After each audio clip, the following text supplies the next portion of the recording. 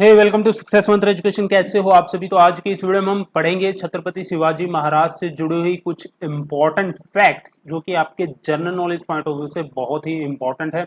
और ये घटनाएं जो मैं आपको यहाँ पे बताने वाला हूँ इस वीडियो में, ये आपसे एग्जाम्स में पूछी जा चुकी हैं और आने वाले एग्जाम में भी पूछी जाएंगी। तो इसमें आपको नॉलेज मिलेगी छत्रपति शिवाजी महाराज के बारे में और साथ के साथ आपको मराठा एम्पायर के बारे में भी नॉलेज मिलेगी।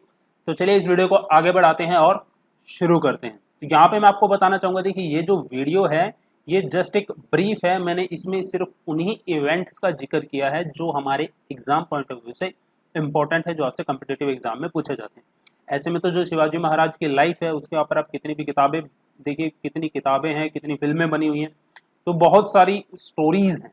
तो ऐसे में मैं सिर्फ ब्रीफ वही कंटेंट लूंगा जो आपके एग्जाम पॉइंट ऑफ व्यू से इंपॉर्टेंट है। ठीक है, चलिए बढ़ते हैं, शुरू करते हैं। जो शिवाजी महाराज के बारे में, तो शिवाजी महाराज के बारे में कहा जाता है कि वो भोंसले क्लैन से बिलोंग करते थे। उनका जन्म जो हुआ था वो भोंसले मराठा क्लैन में हुआ था। तो यदि आपसे पूछ ले कि जो शिवाजी महाराज हैं कौन से मराठा क्लैन से बिलोंग करते थे, तो इसका आंसर है दोस्तों भोंसले क्लैन।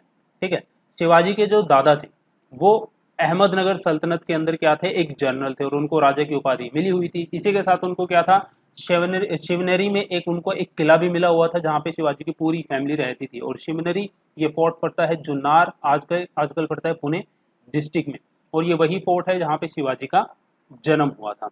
आगे बढ़ते हैं हम। देखिए शिवाजी के जो पिता थे उनका नाम था सहाजी भोंसले। ओके, तो वो भी एक मराठा जनरल थे और वो जो दक्कन की सल्तनत थी उस समय की, उनके लिए वो काम करते थे। और उनकी जो मदर थी शिवाजी की, उनका नाम था जीजा भाई।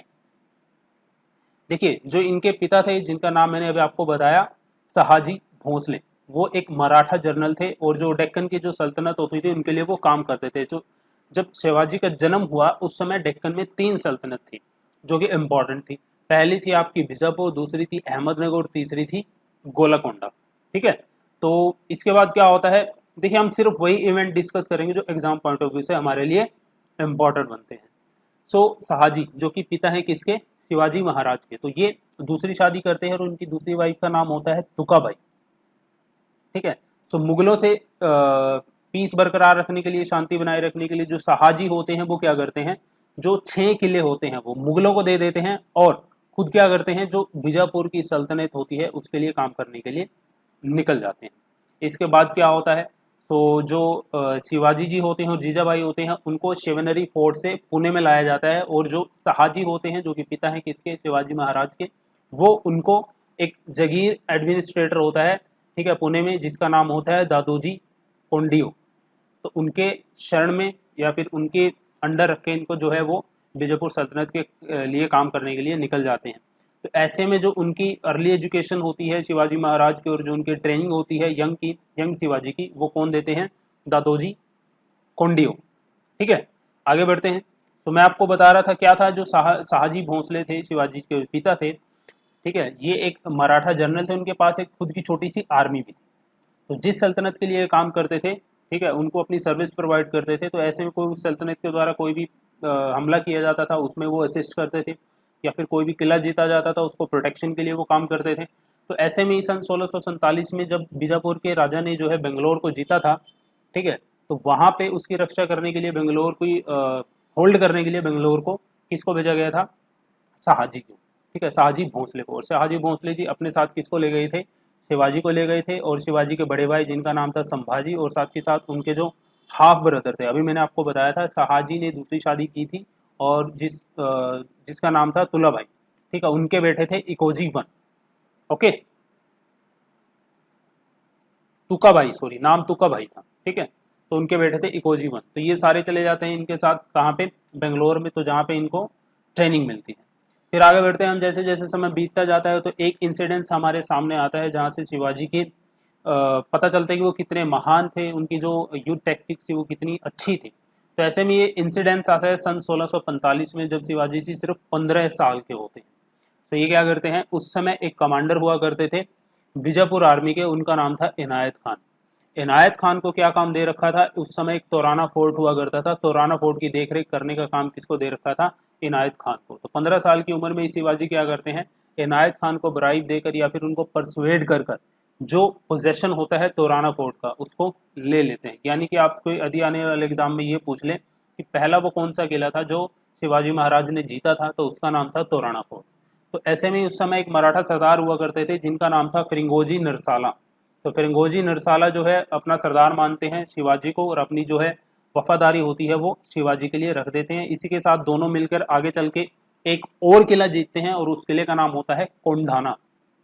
ठीक है, तो ये बीजापुर के गवर्नर के अंडर होता है, उसको ब्राइब देकर ठीक है ये कोंढाना का किला भी अपने नाम कर लेते हैं। तो ऐसे में अब देखिए जब कोंढाना किला को जो है शिवाजी महाराज के द्वारा जीता जाता है तो कोंढाना का नाम बदल के ये रख देते हैं सिंहगढ़। तो आने वाले एग्जाम में यदि आपसे पूछ ले कि वह कौन सा किला था जिसका नाम शिवाजी ने जीतने के बाद बदलकर सिंहगढ़ रख दिया था, तो वो था कोंढाना का किला। आगे जैसे समय समय बीतता जाता है तो फिर हमारे सामने एक और मेजर इंसिडेंट सामने आता है, और वो इंसिडेंस होता है सन 1657 का। ये इंसिडेंस क्या होता है, तो मैं आपको बता रहा था, देखिए शिवाजी जी क्या कर रहे थे, फोर्ट जीतते ही जा रहे थे। तो ऐसे में शिवाजी को दबाने के लिए उस समय जो बीजापुर के राजा आदिल शाह हुआ करते थे वो एक अपने गवर्नर को भेजते हैं अफजल खान को, और उसके साथ कुछ सेना भेजते हैं कि वो जाए और शिवाजी को अरेस्ट करे। ठीक है, सो अब देखिए 1657 में सेना चलती है अफजल खान की। तो बीच में ये क्या करता है, जितने भी फोर्ट्रेस इसके सामने आते जाते हैं सबको ये जीतता जाता है। साथ के साथ ये क्या करता है, जो मंदिर जहाँ पे शिवाजी की फैमिली पूजा करती थी, उनका फैमिली मंदिर होता था, उसको तोड़ दिया इसने। साथ के साथ जो हिंदुओं का एक बहुत ही आप कह लीजिए आस्था का धाम हुआ करता, एक मंदिर हुआ करता था, उसको भी अफजल खान तोड़ता है। और बहुत सारे ऐसे काम वो करता चलता है, और आखिर में जो है सन 1659 में ठीक है वो पहुंचता है कहाँ पे, प्रतापगढ़ में। प्रतापगढ़ में क्या था, प्रतापगढ़ एक किला था जहाँ पे शिवाजी महाराज ठहरे हुए थे। अब क्या होता है, एक सिचुएशन क्रिएट हो जाती है कि शिवाजी महाराज जो कि प्रतापगढ़ किले में रह रहे थे उस समय, उनके पास इतनी सेना नहीं होती कि वो अफजल खान की सेना को हरा पाए, और अफजल खान के पास सेना तो होती है बट इतने इक्विपमेंट नहीं होते कि वो प्रतापगढ़ के किले को बेंध पाए। तो ऐसे में 2 महीने तक ऐसे ही बैठे रहते हैं, जो प्रतापगढ़ फोर्ट में जो है शिवाजी महाराज बैठे रहते हैं और नीचे जो है अफजल खान की सेना बैठी रहती है। तो ऐसे में 2 महीने बाद अफजल खान जो होता है अपना एक दूत भेजता है शिवाजी महाराज के पास, और उनको बोलता है कि हम एक मीटिंग रखते हैं और इसको सुलझाते हैं। तो वो मीटिंग रखी जाती है प्रतापगढ़ फोर्ट से नीचे एक घर होता है वहाँ पे, और ये कंडीशन रखी जाती है कि जो दोनों आएंगे मीटिंग करेंगे वो सिर्फ अपनी अपनी तलवार लेके आएंगे। ठीक है, और उनके साथ एक उनका क्या होगा, जो भी कोई इसी एक व्यक्ति को अपने साथ लेके आ सकते हैं। ठीक है, तो ऐसे में शिवाजी महाराज को पता था कि ये जो अफजल खान है वो उनको धोखा दे सकता है। तो ऐसे में शिवाजी महाराज क्या करते हैं, वो पूरा प्रिपेयर होके जाते हैं, वो अपना आर्मर पहन के जाते हैं, साथ के साथ अपने साथ एक टाइगर क्लो और एक खंजर छुपा के ले जाते हैं। तो जैसे वो वहाँ पे जाते हैं, मीटिंग होती है, मीटिंग के दौरान अफजल खान जो है इनके ऊपर हमला करता है शिवाजी महाराज के ऊपर, क्योंकि शिवाजी महाराज ने जो है आर्मर पहना हुआ था, जो जिससे हमला किया जाता है वो शिवाजी महाराज को भेद नहीं पाता। तो ऐसे में शिवाजी महाराज जो क्लो होती है इनके हाथ में छुप होती है लेफ्ट हैंड में, वो अफजल खान को मार के उनको घायल कर देते हैं। ऐसे में फिर जो शिवाजी महाराज होते हैं वो एक कैनन के जरिए सिग्नल देते हैं, उनकी सेना जो प्रतापगढ़ फोर्ट में छुपी हुई थी वो छुपके से क्या करती है, गुरिल्ला टैक्टिक का इस्तेमाल करते हुए अफजल खान की सेना के ऊपर हमला कर देती है। तो ऐसे में जो अफजल खान की सेना होती है उसके 3000 सैनिक मारे जाते हैं, और जो अफजल खान के 2 बेटे होते हैं और जो अदर ऑफिसर्स होते हैं उनको बंदी बना लिया जाता है। तो इसके बाद जो है प्रतापगढ़ फोर्ट के ऊपर एक बहुत बड़ा भव्य आयोजन किया जाता है अपनी जीत का जश्न मनाने के लिए शिवाजी महाराज के द्वारा, और जो भी बंधक बनाए गए होते हैं उस समय उन सभी को रिलीज कर दिया जाता है। तो ऐसे में क्या होता है, जो इतने सारे किले जीतने के बाद और साथ के साथ प्रतापगढ़ फोर्ट की जो लड़ाई हुई थी, देखिए जो प्रतापगढ़ फोर्ट जीता था उसको बैटल ऑफ प्रतापगढ़ के नाम से जाना जाता है, जो कि 10 नवंबर 1659 को हुई थी। आपसे एग्जाम में ये पूछ सकता है। ओके, तो अब प्रतापगढ़ फोर्ट जीतने के बाद और इतने किले जीतने के बाद जो शिवाजी महाराज होते हैं और उनकी जो सेना होती है उसका हौसला बहुत ज़्यादा बढ़ जाता है। तो इसके बाद वो नहीं रुकते, इसके बाद वो क्या करते हैं, वो कोंकाण और कोल्हापुर के लिए निकल जाते हैं और पन्हाला फोर्ट को जाके अपने कब्जे में ले लेते हैं। और इसके बीच जो उनकी भिड़ंत होती है वो भिड़ंत होती है रुस्तम जमान और फैजल खान। ठीक है, ये दोनों कौन थे, ये दोनों थे जो बीजापुर के राजा थे, उनके कमांडर थे। ओके, तो रुस्तम जमान और फैजल खान को हराकर सन 1659 में पन्हाला का फोर्ट भी जो होता है शिवाजी महाराज अपने कब्जे में ले लेते हैं। अब समय आता है 1660 का। अब क्या होता है, जो आदिल शाह होता है वो अपने एक और जनरल जिसका नाम होता है सिद्दी जोहार, ठीक है, तो सिद्दी जोहार ये क्या करते हैं, ये एक अटैक जो अब आदिल शाह के द्वारा प्लान किया गया था, ये बहुत ही प्लान्ड अटैक था, बहुत ही सिस्टमेटिक तरीके से किया गया था। इसमें किस किस की मदद ली जाती है सुनिए। आदिल शाह अपने गवर्नर सिद्दी जोहार को भेजते हैं। आदिल शाह मदद लेता है। उस समय ब्रिटिश ईस्ट इंडिया कंपनी हुआ करती थी, उससे हथियार खरीदता है, उससे गोला बारूद खरीदता है, साथ ही साथ कुछ तोपची भी वो है ब्रिटिश ईस्ट इंडिया कंपनी से हायर कर लेता है अपने यहाँ पे लड़ाई लड़ने के लिए। और साथ ही साथ जो आदिल शाह होता है, उस समय के जो एम्पर होते थे मुगल बादशाह, उनकी भी मदद लेता है। तो मुगल की सेना तो अटैक करती, कहाँ पर करती, नॉर्थ पार्ट से, और जो सिद्दीकी जोहार की सेना होती वो अटैक करेगी साउथ पार्ट से। एक ऐसा प्लान बनाया जाता है। और जब ये प्लान बना रहा होता है, जो अटैक होना होता है वो कहाँ पे होना होता है, पन्हाला फोर्ट में, जहाँ पे शिवाजी ने पन्हाला फोर्ट को जीता था और उस समय वो वहीं पर थे। तो ये प्लान किया जाता है। तो ऐसे में क्या होता है, जो सप्लाई चेन होती है पन्हाला फोर्ट की, उसको काट दिया जाता है। तो जो भी सप्लाई, अब कोई भी सप्लाई खाने पीने की ऊपर नहीं जा रही है, तो ऐसे में जो शिवाजी महाराज होते हैं, तो एक महीने बाद उनको नीचे आना पड़ता है और वो आके नेगोशिएट करते हैं किससे, सिद्दी जोहार से। और जो किला होता है पन्हाला फोर्ट, उसको जो है 22 सितंबर 1660 को जो है सिद्दी जोहार को वो सौंप देते हैं और खुद निकल जाते हैं वहां से विशालगढ़ के लिए। अब क्या होता है, ऐसे में इनके बीच में ये एक इवेंट आता है और वो इवेंट जाना जाता है बैटल ऑफ पवनखिंड। अब बैटल ऑफ पवनखिंड क्या होता है, जब इन्होंने क्या था, ये जो किला जीता था, ठीक है, पन्हाला फोर्ट जब सिद्दी जोहार को दिया था, तो जब इनकी सेना वापस जा रही थी, ऐसे में जो सिद्दी जोहार प्लान बनाते हैं कि इनको जो है बीच में ही इनकी सेना पर आक्रमण करके रिट्रीट कर रही है, उनको खत्म कर दिया जाए। तो ऐसे में क्या होता है, इसकी भनक लगती है शिवाजी महाराज को। तो ऐसे में एक सरदार होते हैं, मराठा सरदार, जिनका नाम होता है बाजी प्रभु देश पांडे। ये कुछ जो मराठा सैनिक होते हैं उनको अपने साथ लेते हैं और जो इनकी सिद्दी जोहार की फोर्स आ रही होती है उनके साथ टकराते हैं। तो ऐसे में जो शिवाजी महाराज होते हैं उनको थोड़ा टाइम मिल जाता है पनहाल फोर्ट से निकलकर विशालगढ़ पहुंचने में। तो विशालगढ़ फोर्ट में ये पहुंच जाते हैं 13 जुलाई 1660 को, और वहां से कैनन से सिग्नल दे देते हैं। वहां से जो है बजी प्रभु देश पांडे समझ जाते हैं कि जो शिवाजी महाराज हैं वो अब सेफ जगह पे पहुंच गए हैं। तो ये जो पूरा स्क्रिमिश हुआ था, ये जो लड़ाई हुई थी छोटी सी, इसको नाम दिया जाता है बैटल ऑफ पवनखिंड। दरअसल ये एक, आप इसको कह लीजिए, एक शील्ड जो है प्रदान की गई थी शिवाजी महाराज को, जो है किले से एस्केप करने के लिए और विशालगढ़ तक पहुंचने के लिए। आगे हम बढ़ते हैं। जो पन्हाला का किला होता है, ठीक है, पन्हाला का जो किला होता है जिसको शिवाजी महाराज 22 सितंबर 1660 को सिद्दी जोहार को सौंप देते हैं, तो बाद में शिवाजी महाराज सन 1673 में पन्हाला के किले को वापस अपने कब्जे में ले लेते हैं। अब आगे हम बात करते हैं, देखिए इसके बीच एक बहुत सारे इंसिडेंट्स और भी हुए थे। वो इंसिडेंट्स थे मुगलों के साथ टक्कर, औरंगजेब की जो सेना थी उसके साथ टक्कर, ठीक है। तो ऐसे में जो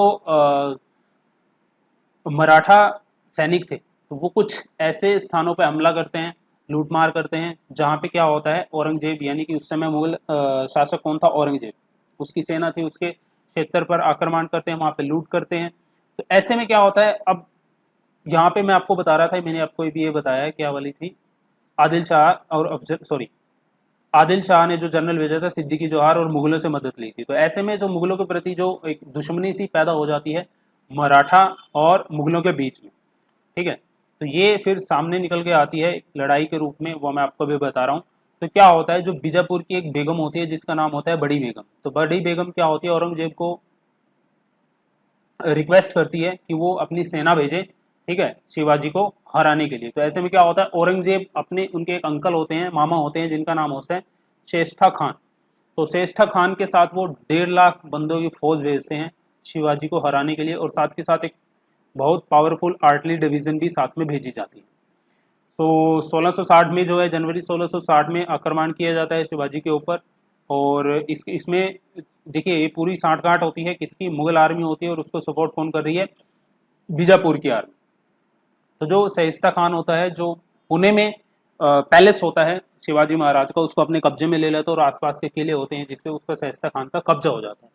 लेकिन ये कब्जा थोड़े समय के लिए रहता है, क्योंकि अप्रैल 1663 में क्या होता है, शिवाजी जो होता है एक सरप्राइज अटैक करता है शाइस्ता खान के ऊपर, और वो जहाँ पे उसका कैंप होता है वहाँ पे शाइस्ता खान के कंपाउंड में घुस जाता है।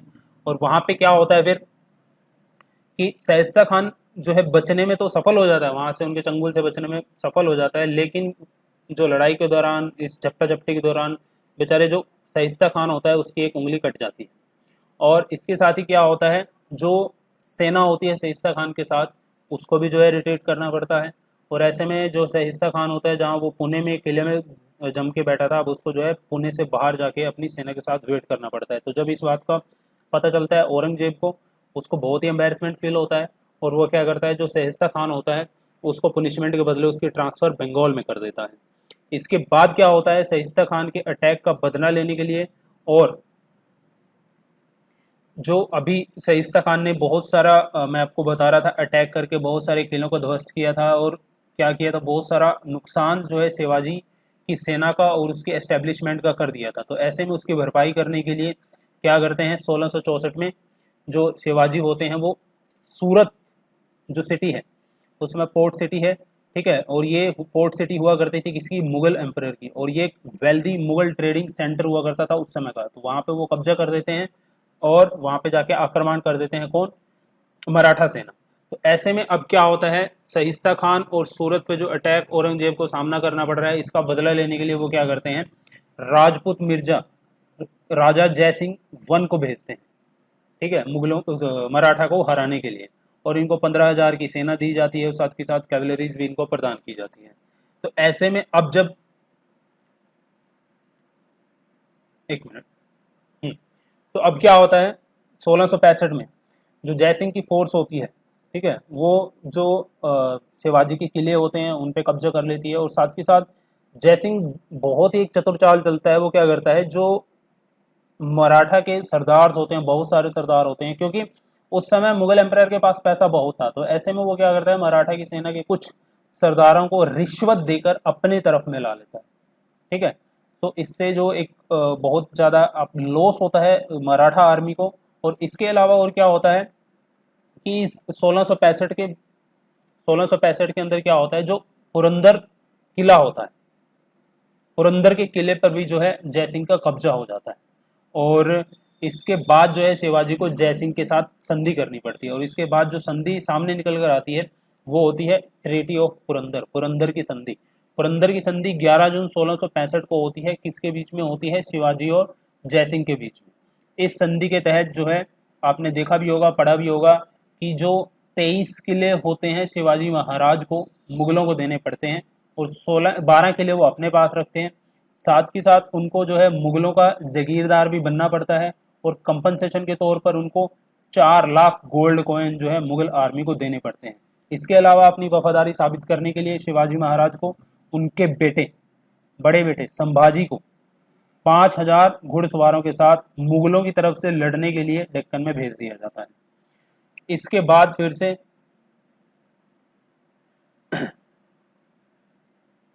इसके बाद फिर क्या होता है, एक बहुत बढ़िया इवेंट जो है और हिस्टोरिकल इवेंट है ये आता है सन 1666 में। क्या होता है, औरंगजेब इनवाइट करता है किसको, शिवाजी महाराज को आगरा में। दरअसल उस समय औरंगजेब का मकसद होता है कि वो कंधार में उसको एक ऐसा सॉलिड जनरल कमांडर चाहिए होता है जो उसकी सेना की वहाँ पे कमान संभाल सके और उसके राज्य को वहाँ पे प्रॉपर तरीके से, सिस्टमेटिक तरीके से बना रहे, वहाँ पे कायम रहे। तो इसी में उसको एक कमांडर जनरल चाहिए था, और वो चाहते थे कि शिवाजी वहाँ पर जाए। तो इसलिए वो औरंगजेब जो होता है शिवाजी महाराज को उनके दरबार में बुलाते हैं वर्ष 1666 में। तब क्या कोर्ट में एक छोटा सा इंसिडेंस होता है, क्या होता है, कोर्ट लगती है 12 मई 1666 को। क्या होता है, जो शिवाजी महाराज होते हैं उनको बैठने के लिए जो सीट दी जाती है वो कमांडर, मिलिट्री के जो कमांडर होते हैं उनके पीछे उनको बैठने की सीट दी जाती है। ऐसे में जो शिवाजी महाराज होते हैं वो इस बात से ऑफेंड कर जाते हैं, और वो जो दरबार होता है उस समय औरंगजेब को उसको छोड़ के चले जाते हैं। तो ऐसे में औरंगजेब की तरफ से आदेश दिया जाता है कि इनको बंदी बना लिया जाए और नज़रबंद कर लिया जाए। तो शिवाजी महाराज को नज़रबंद करके रखा जाता है, और नज़रबंद करके जो रखा जाता है उस समय जो कमांडर थे जो उनको नज़रबंद करके रख रहे थे उनका नाम था फौलाद खान। अब कोई भी राजा होता है, कोई भी योद्धा होता है, उसमें बचने की स्किल तो होती ही है बचपन से ही। तो वो स्किल शिवाजी महाराज में भी थी। तो वो क्या करते हैं, जो गार्ड उस समय होती, क्योंकि उस समय जो करप्शन थी मुगल एम्परर में, मुगल साम्राज्य में, वो बहुत ज़्यादा थी। तो ऐसे में शिवाजी महाराज क्या करते हैं, जो है ब्राइब देते हैं जो गार्ड्स होते हैं, और ब्राइब दे के और गार्ड्स की मदद से वहाँ से बचने में सफल हो जाते हैं। इसके बाद औरंगजेब के द्वारा एक कमेटी बिठाई जाती है जांच करने के लिए, भाई आखिरकार शिवाजी महाराज वहाँ से कैसे बच के निकल गए। लेकिन ऐसा कोई जो है तथ्य सामने निकल कर नहीं आता, वो नहीं पता लगा पाते कि शिवाजी महाराज वहाँ से बच के कैसे निकले। फिर इसके बाद जो है जो एक तरीके से आप कह लीजिए जो शांति मराठा और मुगलों के बीच में बनी रही थी वो 1670 तक ही बनी रही थी। इसके बाद जो 1670 में क्या होता है, शिवाजी महाराज दोबारा से फिर से सूरत पे अटैक कर देते हैं, ठीक है, और पूरे तरीके से उस सिटी को तबाह कर देते हैं। ऐसे में क्या होता है कि अब मुगल सेना जो होती है मराठा सेना को हराने के लिए क्या करती है। अब देखिए जो मराठा सेना है अब वो सूरत से वापस जा रही है कहाँ पे, पुणे, ठीक है, कंप्लीटली उसको लूट लाट के उसको ध्वस्त करके। तो ऐसे में सेना को, मराठा सेना को बीच में ही हराने के लिए औरंगजेब अपनी एक सेना भेजता है अपने कमांडर दाऊद खान के अंदर, दाऊद खान के अंडर में। तो इन दाऊद खान की सेना और मराठा सेना के बीच में युद्ध होता है, उसको जाना जाता है बैटल ऑफ वानी दिंदोरी। ये पड़ता है नासिक के पास। इसमें जो दाऊद खान होता है वो हार जाता है, ठीक है। औरंगजेब फिर से एक बार से आप कह लीजिए एक तरीके से असफल हो जाता है मराठा सेना को हराने। फिर इसके बाद आता है शिवाजी महाराज के राजा बनने का समय। देखिए इनके लिए राजा बनना कोई इतना आसान बात नहीं थी लेकिन इनका रुतबा इतना ज्यादा था, सब लोग इनको सम्मान देते थे। लेकिन अब मैं आपको बता रहा हूँ कि जो शिवाजी महाराज थे वो एक हिंदूवादी थे। तो उस समय के जो ब्राह्मण हुआ करते थे वो उनकी बात बहुत अच्छे तरीके से सुनते थे और मानते भी थे और उन पर अमल भी करते थे। तो ऐसे में उस समय जो ब्राह्मण थे उन्होंने एक क्वेश्चन उठा दिया था शिवाजी महाराज के ऊपर कि आपके जो एंसेस्टर्स हैं वो एक किसान थे, तो ऐसे में जो आपका क्लैन बनता है वो एक आप शूद्र क्लैन से बिलोंग करते हैं। तो इसीलिए शूद्र क्लैन वाले व्यक्ति का राज्य अभिषेक हिंदू हिंदू के हिसाब से नहीं, ब्राह्मण के हिसाब से नहीं किया जा सकता। तो ऐसे में क्या होता है, शिवाजी महाराज वाराणसी के एक प्रसिद्ध पंडित होते हैं जिनका नाम होता है विश्वेश्वरा भट्ट और जिनको गंग भट्ट के नाम से भी जाना जाता है। सो गंग भट्ट आते हैं और वो कहते हैं कि उनको एक ऐसी वंशावली मिली है जिसमें ये पाया गया है कि जो शिवाजी महाराज हैं वो राजपूत फैमिली से बिलोंग करते हैं, ठीक है। और यही एक तथ्य काफी है कि इनका राज्य अभिषेक किया जाए। तो फिर इनका राज्य अभिषेक किया जाता है और 6 जून 1674 को इनका राज्य अभिषेक किया जाता है और इनको राजा घोषित किया जाता है। और ये सारा जो राज्याभिषेक का कार्य होता है ये रायगढ़ फोर्ट में होता है। आपसे आने वाले एग्जाम में ये भी पूछ लिया जा सकता है कि कौन सा वो पंडित था जिसने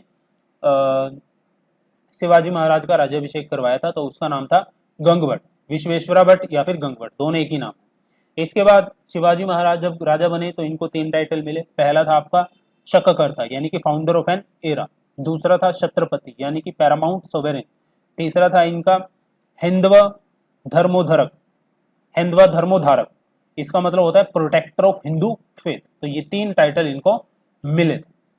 अब बात आती है सन 1677 की। मैं अब देखिए वह सिर्फ वही इवेंट इंपॉर्टेंट उठा रहा हूं जो हमारे एग्जाम पॉइंट ऑफ व्यू से इंपॉर्टेंट है, ठीक है। तो समय आता है 1677 का। शिवाजी महाराज को लगता है कि जो डेक्कन का एरिया है इसमें सिर्फ जो डेक्कन में डायनेस्टीज रहती हैं उन्हीं का राज होना चाहिए, इसके अलावा कोई भी आउटसाइडर यहाँ पे आके अपना राज नहीं कर सकता। तो ऐसे में ये धारणा लेकर वो जो है हैदराबाद के निजाम के पास जाते हैं जिनका नाम होता है कुतुब शाह, और ये कहते हैं कि भाई हम डेक्कन में रहते हैं तो हमारा ही राज होना चाहिए, यहाँ की जो डेक्कन की डायनेस्टी है उन्हीं को डेक्कन को रूल करना चाहिए। और वो इस बात से सहमत भी हो जाते हैं शिवाजी महाराज की। तो जो कुतुब शाह होते हैं हैदराबाद के वो शिवाजी महाराज से संधि कर लेते हैं और ये दोनों मिलकर फिर क्या होता है 1677 में कर्नाटका पे हमला कर देते हैं, ठीक है।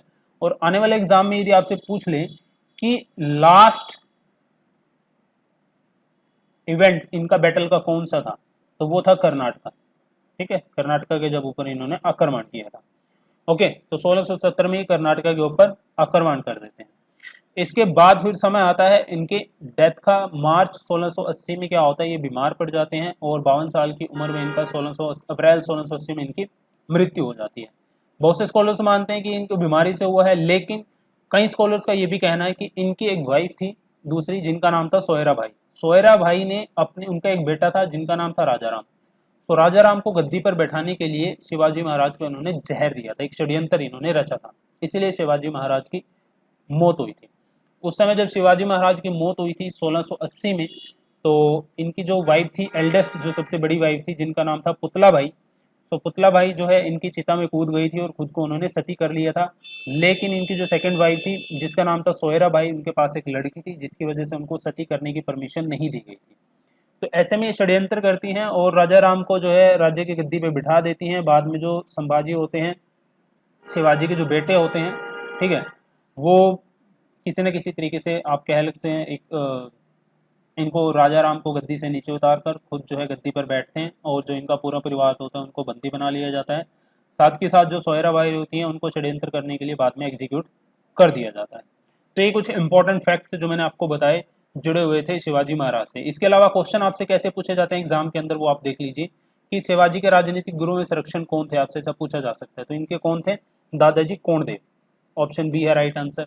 नेक्स्ट आपसे क्वेश्चन ऐसे पूछा जाता है कि सन 1646 में शिवाजी ने सर्वप्रथम किस किले पर अधिकार किया था? तो मैंने अभी आपको बताया था कि जो तोरण का किला था वहाँ के जो कमांडर थे वहाँ को उनको परसुएड करके उनको रिश्वत देके ठीक है उस किले को अपने अधीन ले लेते हैं और उस किले का नाम था तोरण का किला। ऑप्शन ए है राइट आंसर। आगे हम बढ़ते हैं। जून 1665 को पुरंदर की संधि किनके बीच हुई थी? मैंने अभी आपको बताया था पुरंदर की संधि किसके बीच हुई थी? शिवाजी महाराज और जयसिंह के बीच। तो ऑप्शन बी है इसका राइट आंसर। फिर आपसे प्रश्न ऐसे भी पूछ सकता है कि शिवाजी और औरंगजेब के आगरा दरबार में कब उपस्थित हुए थे? शिवाजी और औरंगजेब के आगरा दरबार में कब उपस्थित हुए थे? सन 1660। शिवाजी को राजा की उपाधि किसने प्रदान की थी? मैं आपको बता रहा था कि यदि आपसे एनुअल एग्जाम में पूछ ले कि शिवाजी को राजा की उपाधि किसने प्रदान की थी, तो उसका आंसर है औरंगजेब ने। ऑप्शन सी है इसका राइट आंसर। इसके अलावा आपसे ऐसे भी प्रश्न पूछ सकता है कि शिवाजी ने 1670 में किस किले को जीतकर उसका नाम सिंहगढ़ रखा था? तो मैंने आपको बताया था कुंडाना का किला जो उन्होंने जीता था। सो ऑप्शन ए है इसका राइट आंसर। इसके अलावा आपसे ऐसे भी प्रश्न पूछ सकता है कि शिवाजी ने कब छत्रपति की उपाधि धारण कर अपना राज्याभिषेक करवाया था? मैं अभी आपको बता रहा था कि जून 1674 में।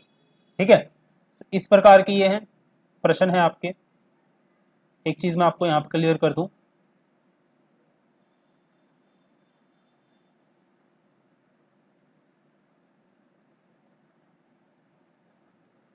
हाँ ठीक है 1674 ही, 1674 ही, ठीक है 6 जून 1674। आगे आपका काशी के किस प्रसिद्ध विद्वान ने शिवाजी का राज्याभिषेक करवाया था? तो उनका नाम क्या था? श्री गंगभट्ट ने। और मैं आपको उनका पूरा नाम भी बता रहा था, श्री विश्वेश्वराय भट्ट। शिवाजी का अंतिम सैन्य अभियान निम्न में से कौन सा है? मैं भी आपको बता रहा था कि इन्होंने कर्नाटक पे हमला किया था हैदराबाद के निजाम कुतुब शाह के साथ मिलकर, तो ये एक प्रकार से इनका अंतिम सैन्य अभियान था। तो हम इसका आंसर क्या देंगे? कर्नाटक अभियान। ऑप्शन ए है राइट आंसर। तो इस प्रकार के प्रश्न आपसे इस वीडियो में से पूछे जा सकते हैं। आई होप ये वीडियो आपको अच्छा लगा तो इसे लाइक कर दीजिए, ज़्यादा से ज़्यादा वीडियो को शेयर कर दीजिए। मिलता हूं आपसे नेक्स्ट वीडियो नए टॉपिक के साथ, तब तक के लिए बाय बाय।